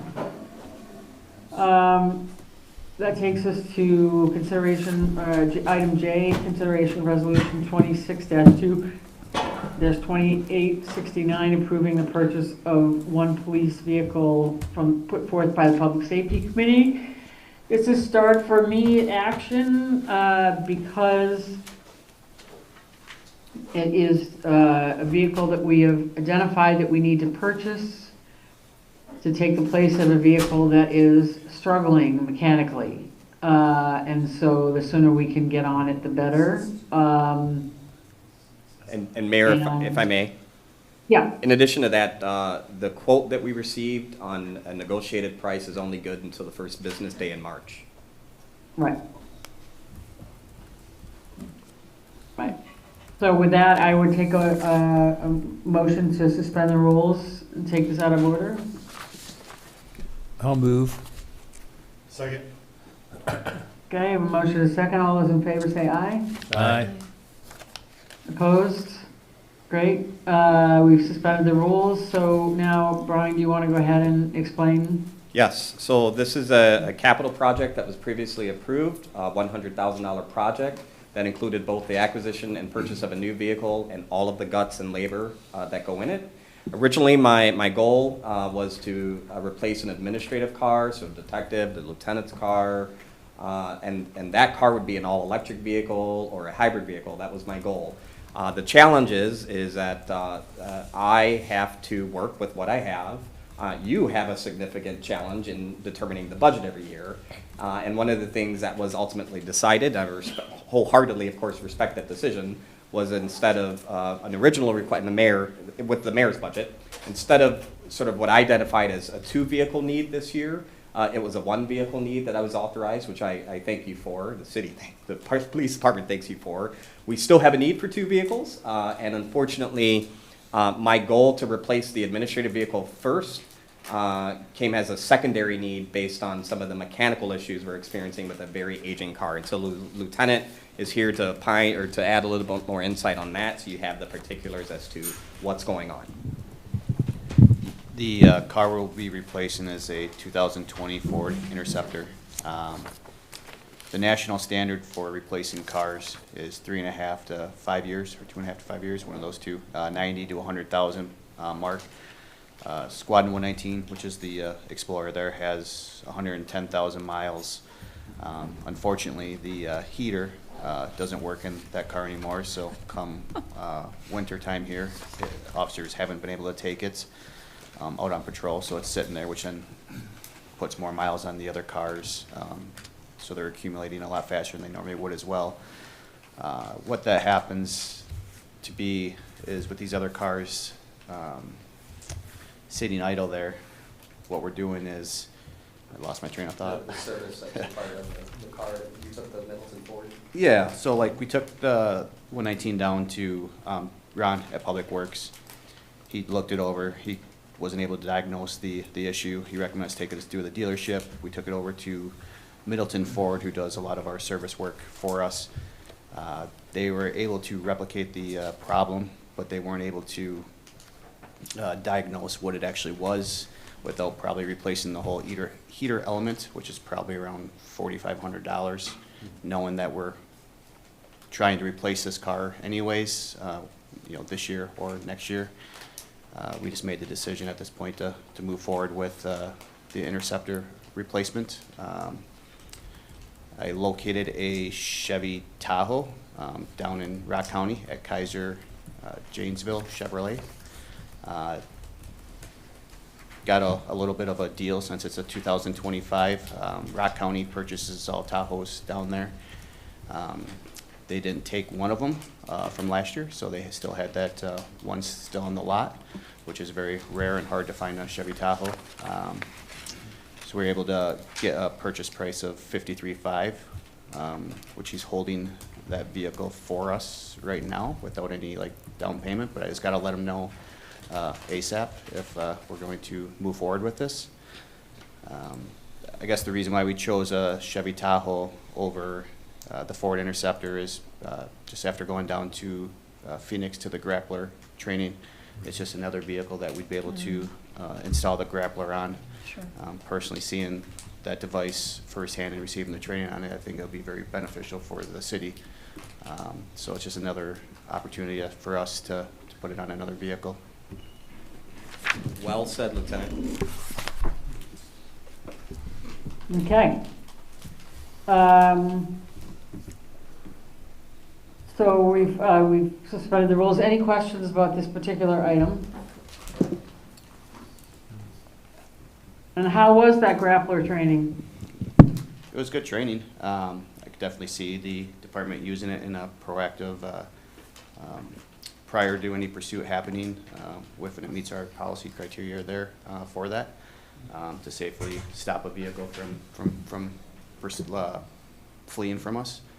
But it was warm weather, and it was not -30 like it was here, so it was even better. Mayor, if I may, because the grappler will be going on this vehicle that's going to be approved, there's my nexus, or hopefully approved, you have it to say, is what the lieutenant and the officers reported back to me from Arizona was that most of the agencies there, and correct me if I'm wrong, all of the people you trained with currently have them, and they're just sort of, or most of the people, they're just trained to trainers course, was that they deploy these regularly and have seen a lot of success. And when the lieutenant is indicating pre-pursuit, that means if we know a vehicle has a dangerous suspect, he's fled from us or fled from several agencies in the past, there's mechanisms in place in which we can, if it's within our policy, activate the lights and immediately grapple the vehicle so there's little room to flee. And that's what some of the things that they practice and rehearse down in Phoenix. And so we actually have officers that are now trainers who can train others how to implement that and deploy those. I have a question. Great. Yeah. Do you need probable cause to deploy this, or just We do. reasonable? Okay. Other questions about the Tahoe? Are you worried about your driving behavior? Probably pull the back end off of my car. So I have a question. So if someone's driving dangerously, 100 miles an hour, is that probable cause? Not for the grappler. I mean, in a situation like that, we would initiate a traffic stop. And should that subject flee, and if the policy is such and the conditions are such that would allow us to apply the grappler, we can, but not at 100 miles an hour. The policy sets limits to 75 miles an hour, and even that's on a perfect condition, straight away, sun's out, well, no traffic, sun's out, those type of conditions. Generally, they're seeing the deployments at lower speeds, similar to the lower speeds in which we engage a pit maneuver. We're not spinning people out pit maneuver at 100 miles an hour. Those are generally done at lower speeds. So think about those times in which you've read my press releases in which individuals have been successfully spiked. And I know we gotta get back to the topic here, the city administrator shifting in a seat. Yeah, we discussed this before, when we talked about the policy for it. Like 70 miles to 75 was the upper limit, right? But if they're spiked and they're running on rims, Alder, and they're going 10 miles an hour, instead of sort of watching them till Janesville, we have another opportunity to safely stop them. No, I guess my question was, what would constitute probable cause? Not so much whether we use the grappler or not. Yeah, driving 100 miles an hour is probable cause to initiate a traffic stop of the vehicle. Okay. There's no speed limit in the state that's over 70.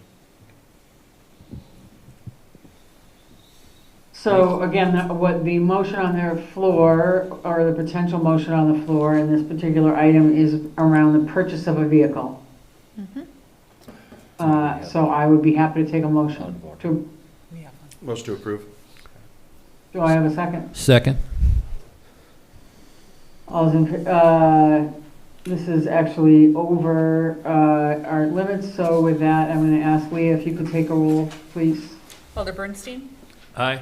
Alder Rademacher? Aye. Alder Holmquist? Aye. Alder Wood? Aye. Alder DePula? Aye. Motion carries. Yay. Yay, thank you. And then that takes us to K, consideration of resolution 26-2870, approving a memorandum of understanding between the city of Monona and Custom K-9 Service Dog Academy for a facility service dog brought forth by the Public Safety Committee. This is also start for immediate approval, and it's both, these next two items together actually are both start for immediate approval. And as was mentioned during the appearance section, it's start for immediate approval because they'd like to get Luke and Recon into the schools soon, before the school year closes out,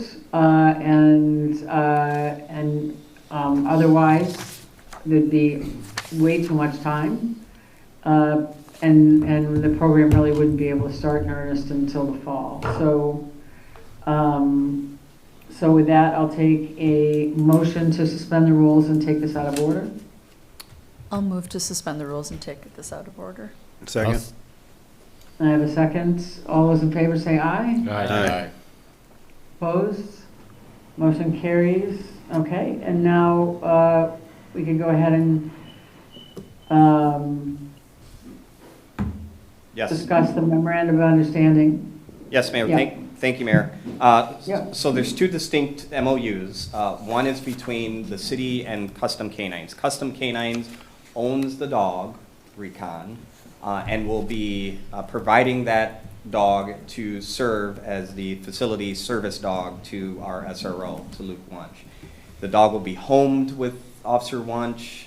The dog will go to work with Officer Wunsch, to include many times at the police department and our future council meetings. But the primary responsibility will be in Luke Wunsch's role as the school resource officer. So MG21, the high school, Winnequa, but also servicing, and it's understood with the superintendent and the school board, the non-public schools in which this community and your police department services as well. So both legal counsels have reviewed these MOUs. Bill Cole, obviously, the school board's legal counsel, and representatives from Custom Canines, looking to make sure I'm accurate on that, also reviewed it as well. And so they go hand in hand. Obviously, we have to discuss these and vote on them separately, but they do go hand in hand. We can't have one without the other.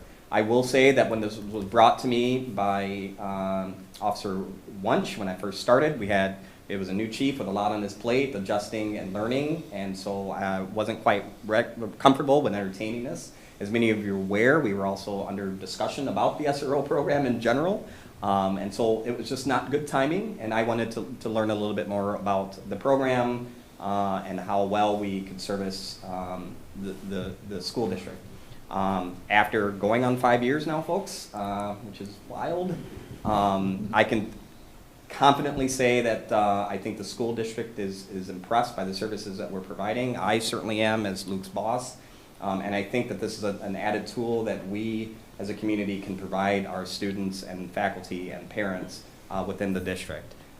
We did our research on this. Nobody comes to me with an idea and it's just let me sleep on it. You have to present research and data, and you might have to go on a field trip or two, and Luke did all of that, did his research, came back with some good information. Other police departments and SRO programs that utilize similar programs. We're a little bit unique in the sense that, and I'm sorry, I'm stealing some thunder away from you, Luke. Have at it. We're a little bit unique, as was mentioned during the appearance section, is that this is a service dog. It's not a therapy dog. There are differences between the two.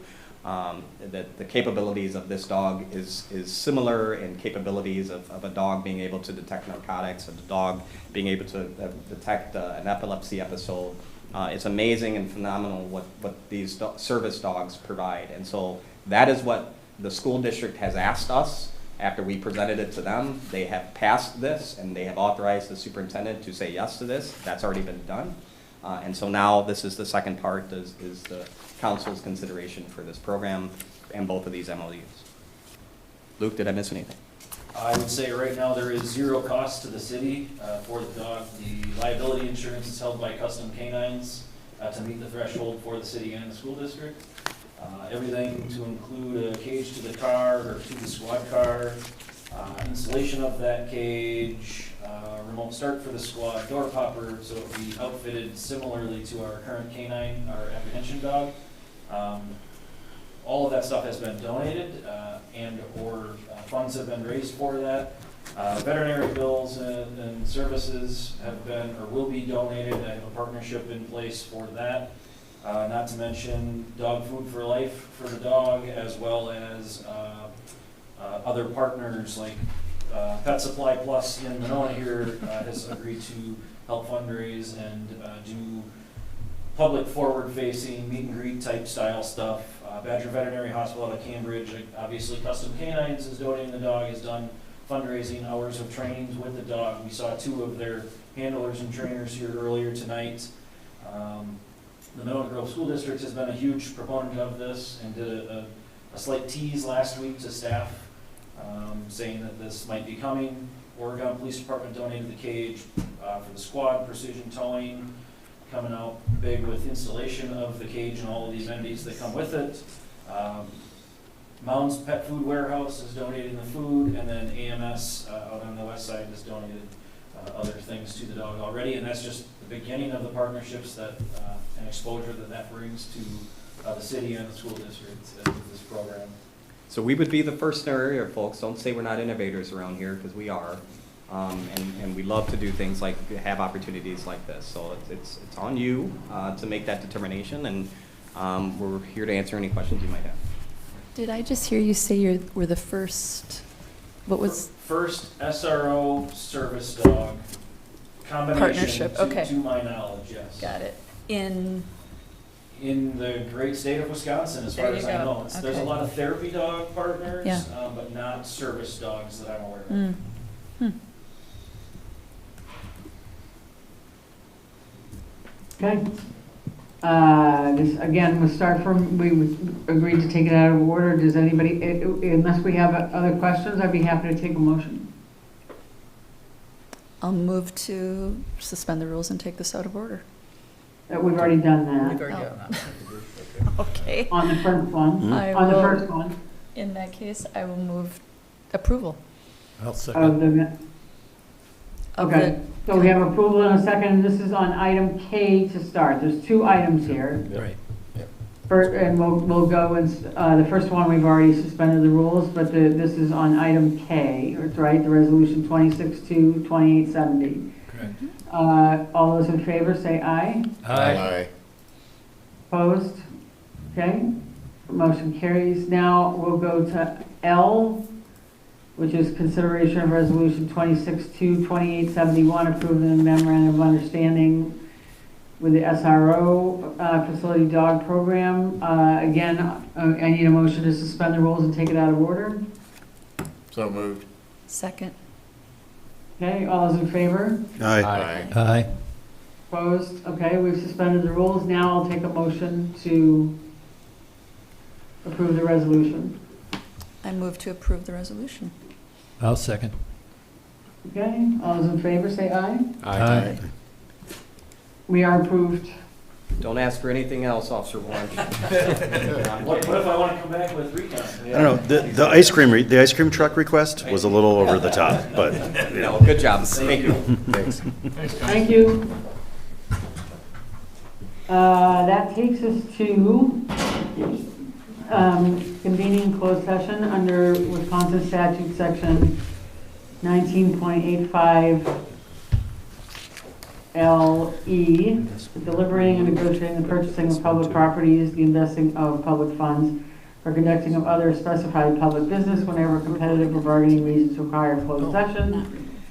This relates to an online bid for a used armored vehicle in section 19.85 LG, conferring with legal counsel for the governmental body who is rendering oral or written advice concerning strategy to be adopted by the body with respect to litigation in which it is or is not likely to become involved, being Walgreen versus City of Monona. Going into closed session requires, I have a motion to convene in closed session. Motion to convene in closed session. Do I have a second? Second. Okay, and I have a second, and going into closed session requiring a roll call. Leah, could you please call the roll? Alder Rademacher, Aye. Alder Holmquist. Aye. Alder Wood, Aye. Alder DePula, Aye. Alder Bernstein. Aye. Okay, we are going into closed session. Yep, we're I gonna will see you guys in a bit. Yep, we're gonna move everybody.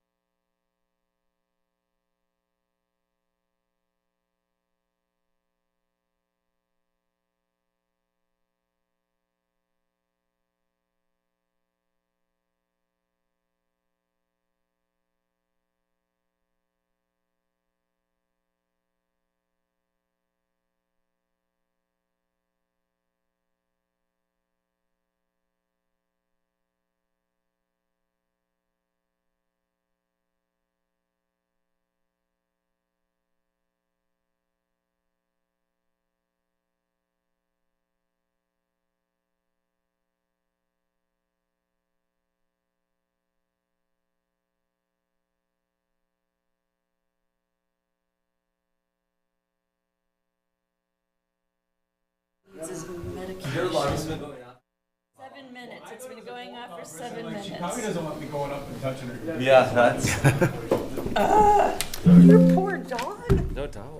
Can you make an amendment? No, he needs medicine every 8 The hours. canine people are gonna go to her house and take the dog.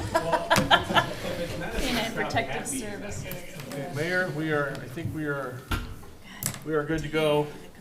Okay, they're good there too? Okay, I'd like a motion to reconvene.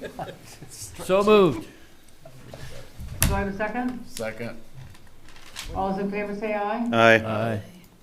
We are again in open session.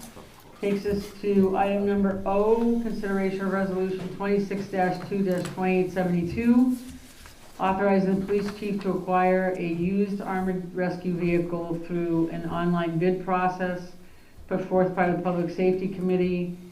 And this is a request for immediate action. And so I'd like a motion to suspend the rules and take this out of order. Point of order, we already acted on this item in closed session. And there's nothing to vote on. I don't know what we'd be voting on. Right? Okay. Yep. I Sorry. think that's correct, Alder. Okay. So unless there was something you publicly wish to say, to proceed as directed in closed session would be Yep. essentially the same result. Right. So, Okay, And P's removed. Yep, he is removed. so we're not taking care of O at all. Well, we did. We did in closed session, Yep. okay, got it. All right, and so that takes us to at H, reports of committees, commissions, boards, mayor, city administrator, city attorney, department manager, sustainability efforts, and diversity, equity, inclusion efforts. I don't see the room, so it's, Patrick, I'll start down at your end. Let's see, Parks and Rec met last week, just continuing to discuss future projects, went through everything that we went through tonight, which was all the use agreements, so there's really nothing to add because we took all that up tonight. And we'll be not having a public safety meeting, since we had one, just a week and a half ago. Okay. Thank you, Doug. Landmarks Committee meets tomorrow for the first time in a long time, so looking forward to that. Henry Barbie will be staffing that for the first time, Great. and that's all I've got. Great, thank you. Brian Holmquist. There is no meeting for the Zoning Board of Appeals, and then we have a Plan Commission on Monday. Great, thank you. Teresa? Community media met last week with some really good further discussions on how we can make those YouTube videos more accessible for viewers, and Transit is meeting this Wednesday. Okay, Rick? Library Board meets tomorrow night. That's all I have. Okay. Leah? Primary election is tomorrow. Polls open 7 a.m. to 8 p.m. Thank you. Neil? no report, Mayor. No report. Is there anybody else in the room that's left that has a report? Yep. Lieutenant is coming to the microphone here. I can tell he loves this too. I just wanted to report that the police department is going to conduct a pilot program with a traffic officer position. We went through a selection process for this, and Officer Julie Sankson was selected as the traffic officer. Primary work on traffic complaints and designated areas that citizens have the most concerns, I guess, in the daytimes. They're also going to be flexed to cover road minimums on day shift and second shift as needed. But their primary focus when out on patrol is going to be a traffic officer. So, All right. starting when? Oh, sorry, Chief. Starting while she has school, she's going to DAT school to be a defensive arrest tactics instructor in March, And then, so March 2nd will be official, but it'll probably be end of March when she actually starts hitting the street officially. Thank you, Lieutenant. Thank you. Thank you. Anybody else in the room? I think that's everybody, Mayor. Okay, I have nothing to report this evening, except for I just want to extend my gratitude to everyone for putting up with my absence. I'm sure it's not that much of a difficulty, but I know it's hard for me to be holed up like this, so I appreciate it. And with that, I'll be happy to take a motion to adjourn. Move to adjourn. Second. Yes. All those in favor say aye. Aye. We are adjourned. Thank you. Thanks, Mayor. I don't think I've ever seen you that curmudgeonly about.